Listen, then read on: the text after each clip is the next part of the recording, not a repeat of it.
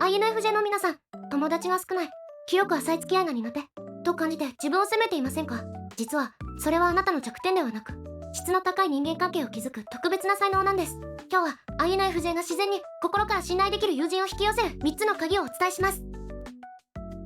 お疲れ様です。会社員のひなたです。私のチャンネル、会社員ひなたの16タイプ分析では、 MBTI を通して皆さんの生きづらさを自分らしさありと変えていくヒントをお届けしています。以前の動画で INFJ が多彩関係を避けることで得られる3つの人生の宝物についてお話ししました。深い関係を求める自分を受け入れることができました。一人でも理解してくれる友達がいることの価値を実感しました、といったコメントをたくさんいただき、本当にありがとうございます。今回はその続編として INFJ ならではの少数精鋭の人間関係について、友達が少ないことに悩んでいるあなたが実は質を大切にする力を持っていること、そしてその力を生かして自然体で深いつながりを築く方法をお伝えします。この動画を最後まで見れば、友達が少ないという悩みが少数精鋭の人間関係を築いているという自信に変わり、あなたらしい方法で心から信頼できる友人を引き寄せられるようになります。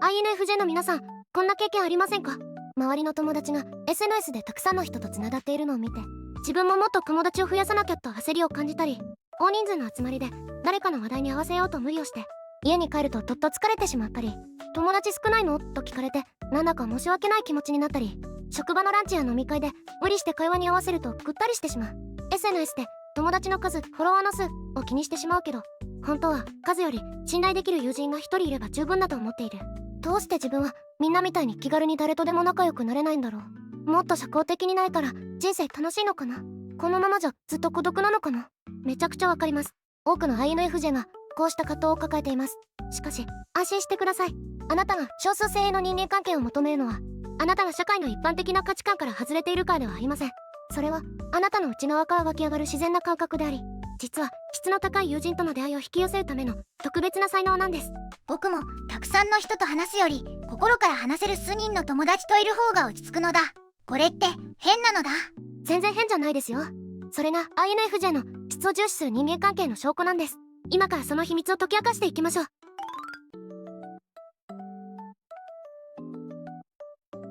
友達が少ない自分って社交的じゃないのかなと心配になるかもしれませんが、実はそこには大事な意味があると考えられます。心理学の視点から見ると、この特徴はあなたが質の高い友人を自然に引き寄せるための最初の鍵となるんです。それはあなたのありのままの姿に関係しています。まずは一つ目の鍵から一緒に見ていきましょう。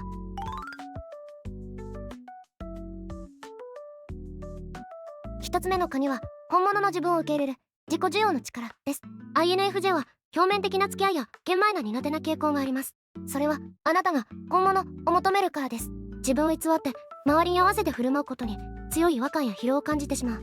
例えば無理にテンションを上げて場を盛り上げようとすると後でどっと疲れる。興味のない話題で相槌を打っていると心がすり減る。自分の意見と違うのに周りに合わせて同意してしまうと後悔する。 INFJ は心の底ではありのままの自分を理解し受け入れてくれる人との関係を求めています。だからこそ自分を偽ることはその真のつながりを遠ざける行為だと本能的に知っているんです。でもなんで INFJ はそこまで本物にこだわるのだ。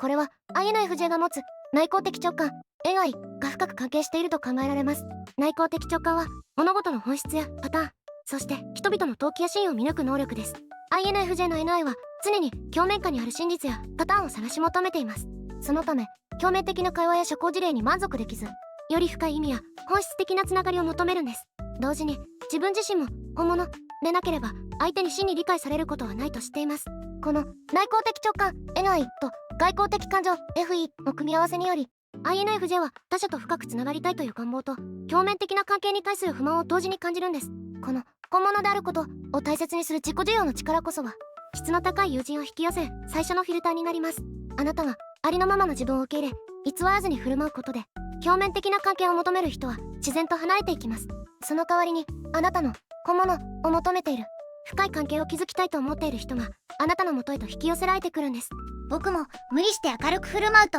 後でぐったりしちゃうのだ。まさにそうです。それはあなたのエネルギーが本物ではない自分演じることに使われてしまっている証拠です。例えば多くの人は SNS でリア充を演じている中で、あなたは自分の日常のささやかな喜びや時には悩みを素直に表現するかもしれません。それはあなたの本物を求める人に響き、共感を生むんです。友達は少ないけど心から話せる人もいる。無理に社交的になろうとしなくても自分を理解してくれる人も現れた。こんな経験ありませんか？それはあなたが本物であることを貫いた結果なんです。でもありのままの自分を出すのってちょっと怖いのだ。嫌われたらどうしようって思うのだ。それは当然の感情ですね。誰もが嫌われたくないと思います。でも考えてみてください。もしあなたが自分を偽って好かれたとしても、それは偽りのあなた、好かれているだけで本当のあなたは理解されていない状態です。逆にありのままのあなたを嫌う人がいたとしても、それはあなたとは合わない人というだけのこと。本当にあなたを理解し受け入れてくれる人はあなたの本物を見てそこに魅力を感じてくれるはずです。この宝物を育むためのコツは、自分と価値観が合う人、話していて疲れない人、一緒にいて自然体でいられる人を大切にすることです。そういう人との時間を優先することで、この宝物はさらに輝きを増します。例えば無理に人の輪に入ろうとせず、興味のあることや心地よい場所に身を置く。自分の意見と違う時は無理に合わせず、そうなんですねと受け止めるだけでも OK。 自分の好きなことや心から話したいことを素直に表現してみる。こうした小さな一歩があなたの本物の自分を磨き、質の高い友人との出会いを引き寄せる磁石となるでしょう。でもこれだけではありません。2つ目の鍵はさらに驚くべきものです。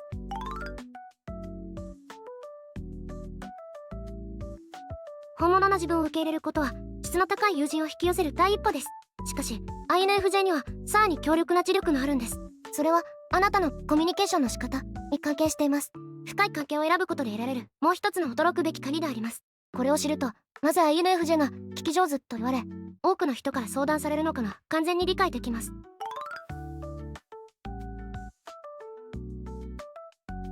2つ目の鍵は深く共感する傾聴の力です。 INFJ は相手の言葉の表面だけでなく、その奥にある感情や意図までを深く理解しようとします。これは単なる話を聞くこととは違います。相手の心に寄り添い、その感情を自分のことのように感じ取る共感的な傾聴の能力です。例えば友達が悩みを話している時、言葉にならない感情まで察して適切なタイミングで相槌を打つ。相手が本当に言いたいことを言葉になる前に理解してしまう。相手の立場に立って物事を考え非難せずに受け止めることができる。このような INFJ の傾聴の力は、相手にとってこの人ならありのままの自分を受け入れてくれる、この人にはどんな話でもできるという安心感を与えます。でもなんで INFJ はそこまで深く人の話を聞けるのだ。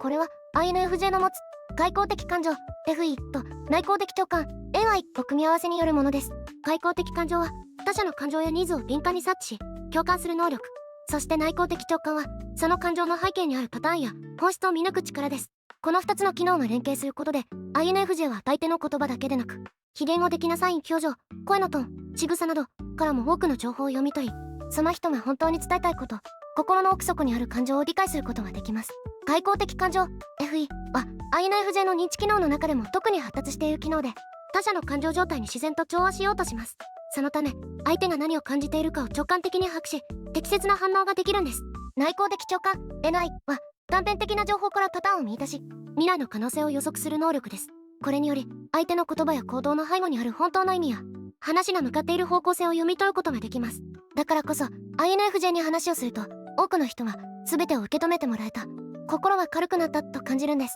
この深く共感し傾聴する力こそが質の高い友人を引き寄せる強力な磁石となります。僕も友達が困ってる時はじっと話を聞いてあげるのだ。あなたは相手が本当に求めている理解と需要を提供できるんです。多くの人は自分の話を解決してほしいのではなく、聞いてほしい、理解してほしいと願っています。 INFJ はそのニーズを本能的に満たすことができるんですね。例えば多くの人がアドバイスをしたがる中で、あなたはただ黙って相手の話に耳を傾けることができる。相手の感情の起伏に合わせて適切な相槌を打ち共感の言葉をかける。そうすることで相手はこの人になら何でも話せると感じ、深い信頼を寄せてくれるでしょう。この人になら本音で話せる、疲れた時に会いたくなる友人、私のことを誰よりも理解してくれる、こんな風に思われる INFJ は少なくありません。それはあなたが意識せずともこの傾聴の力を発揮しているからなんです。でもずっと人の話を聞いてると疲れないのだ。それは大切な指摘ですね。確かに深く共感する分 INFJ は人の感情を吸収しやすく疲れてしまうこともあります。だからこそ境界線の設定や一人時間の確保が重要になります。あなたの共感力は素晴らしい贈り物ですが、全ての人の感情を抱え込む必要はありません。聞くことと解決することは別であり、時にはあなたの気持ちはよくわかります。でも解決するのはあなた自身ですねと適切な距離を保つことも大切です。この傾聴の力を意識的に使いながらも自分のエネルギーを守ることで長く豊かな関係を築くことができるでしょう。この宝物を日常に生かすには、相手の話を途中で遮らず最後まで聞くことを意識する。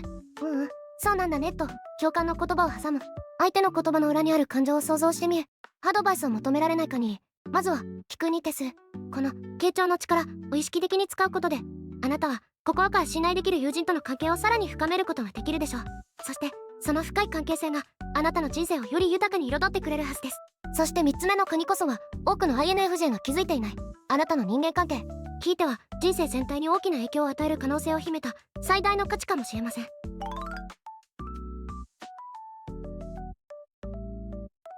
最後の鍵は INFJ の少数精鋭の人間関係を自然と築いてしまう、その理由そのものに関わっています。これを理解すると、あなたの友達が少ないという現状は実は最高の人間関係を築くための戦略だったことが分かります。なぜならその選択があなたの限られたエネルギーを最大限に生かす鍵となるからです。浅い関係を避けるという選択がどうやって質の高い人間関係につながるのか、一緒に考えていきましょう。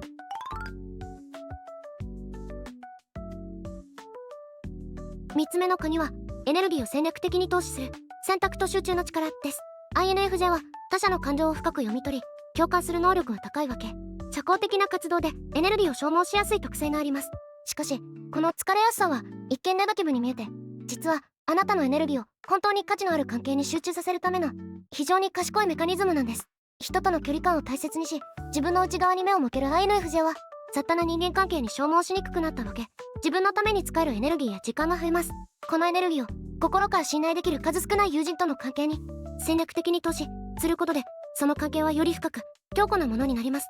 例えば大人数の飲み会よりも気の合う数人との食事を選ぶ。義務的な付き合いを減らし本当に会いたい人に時間を使う。 SNS でのいいねのやり取りに時間を費やす代わりに信頼できる友達に直接メッセージを送る。これは INFJ の内向的直感 NI と外向的感情 FE がエネルギー効率を最適化するよう働いているからだと考えられます。内向的直感は何が本当に価値あるかを見極め、外向的感情はその価値ある関係に深く投資する方向へと導きます。僕も好きな友達とだけ遊びたいのだ。まさにそうですね。 INFJ の疲れやすいという特性は、あなたが無意識のうちに自分にとって本当に大切な人を選び、そこにエネルギーを集中させることを促しているんです。この選択と集中の力があるからこそ INFJ は広く浅い関係にエネルギーを分散させることなく、本当に質の高い深い友情を育むことができるんです。例えば多くの人は何十人もの知り合いがいる中で、あなたはごく少数の親友と年に数回しか会わなくても深い絆を感じているかもしれません。それはあなたはその数少ない関係に意識的無意識的に最大限のエネルギーをつぎ込んでいるからなんです。友達は少ないけどその分一人一人がすごく大切。本当に困った時に助けてくれるのはいつも決まった数人の親友だ。こんな風に感じるのはこの選択と集中の力が働いている証拠です。でもたまにはいろんな人と話したい時もあるのだ。もちろんたまには新しい出会いや清い交流を求める気持ちも大切です。この選択と集中は全てを排除するということではありません。あなたがこの人とはもっと話してみたいと感じる直感に従って新しい関係の扉を開くこともできます。大切なのは無理に多くの人と付き合うのではなく、あなたのエネルギーの自然と向かう方向を選ぶということです。会うとエネルギーのもらえる人と会うとエネルギーを吸い取られる人を意識する。自分の心の声に耳を傾け、今誰とどんな時間を過ごしたいかを優先する。新しい出会いがあってもすぐに深い関係を求めすぎず、自分のペースで関係を育む。この選択と集中の力を意識的に使うことで、あなたは限られたエネルギーを最大限に活かし、本当に心豊かな人間関係を築くことができるでしょう。そしてその質の高い人間関係こそがあなたの人生をより深く豊かに彩ってくれるはずです。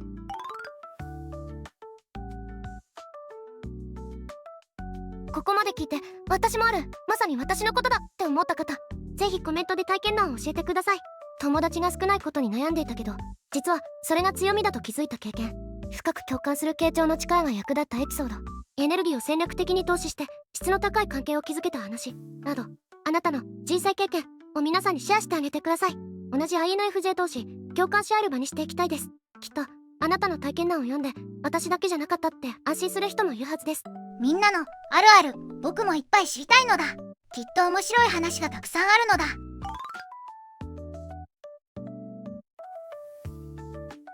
さて、ここまで3つの鍵についてお話ししましたが、じゃあ具体的にどうすれば質の高い友人を引き寄せられるのと思っている方も多いと思います。そこでこれらの鍵を活かしながら少数精鋭の人間関係を育むための実践的ステップを5つお伝えします。1つ目は共通の深さを求める場所に行くことです。 INFJ は表面的な場所よりも哲学、心理学、芸術、特定の趣味など深い議論や探求ができる場所に惹かれます。そういう場所には同じように深さを求める人が集まります。オンラインコミュニティでも読書会でもワークショップでも構いません。2つ目は聞き上手を最大限に生かすことです。あなたは相手が本当に話したいことを引き出す天才です。相手が安心して話せる雰囲気を作り、じっくりと耳を傾けてください。無理に話さなくてもあなたの存在そのものが相手にとっての癒しとなります。3つ目は自分の本音を少しずつ出すことです。いきなり全てをさらけ出す必要はありません。信頼できると感じる相手に自分の価値観や考え、感情を少しずつ共有してみてください。あなたの本物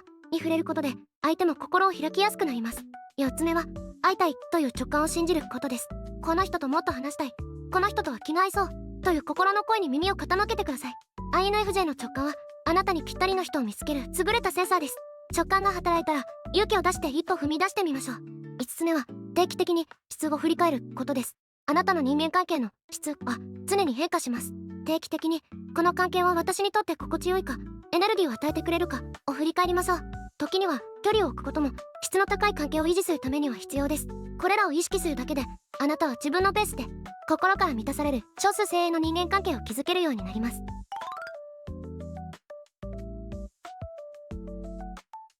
今日お話しした3つの鍵。1、本物の自分を受け入れる自己需要の力。2、深く共感する傾聴の力。3、エネルギーを戦略的に投資する選択と集中の力。これらはあなたが友達が少ないと感じる理由であり、同時に質の高い友人を自然に引き寄せるための特別な才能でもあります。私も長い間もっと社交的になれたらいいのに、みんなみたいに気軽に人と付き合えたらいいのにって思っていました。でも今は分かります。私たち INFJ には私たちなりの人間関係の築き方があり、それは決して劣っているわけではないということ。あなたも同じです。より深くより本質的なつながりを求める心があるからです。それはとても自然で美しい特性なんです。もう普通に合わせようと無理をする必要はありません。あなたはあなたらしく自分の特性を生かして心から満たされる人間関係を築いていけばいいんです。社会にはいろんな人がいていろんな関係の築き方があります。あなたの方法もその中の一つの素晴らしいあり方なんです。大切なのは自分の特性を理解し、それを生かしながら自分らしい人生を歩むことです。あなたの持つ3つの鍵はきっとあなたの人生を豊かにし、心から信頼できる友人との出会いを導いてくれるはずです。私はこれでいいと思える瞬間がきっと少しずつ増えていくはずです。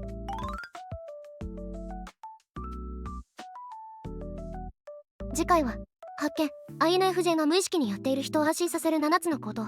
お話しします。 INFJ の皆さんは自分では気づかないうちに周りの人を深く安心させている行動をたくさんしているんです。それはまるであなたの存在そのものが周りの人にとっての心のオアシス。おや、私って人の役に立ててるのかな、自分のいいところがよくわからないと感じることがあるかもしれませんが、あなたは無意識のうちに多くの人の心を支えているんです。次回の動画では INFJ が自然とやっている人を安心させる7つの行動を具体的にお伝えします。例えば相手が話している時の絶妙なタイミングでの相槌や言葉にならない感情を察して寄り添う力など INFJ ならではの人を癒す才能7つの視点から解明していきます。これを知ることで、あ、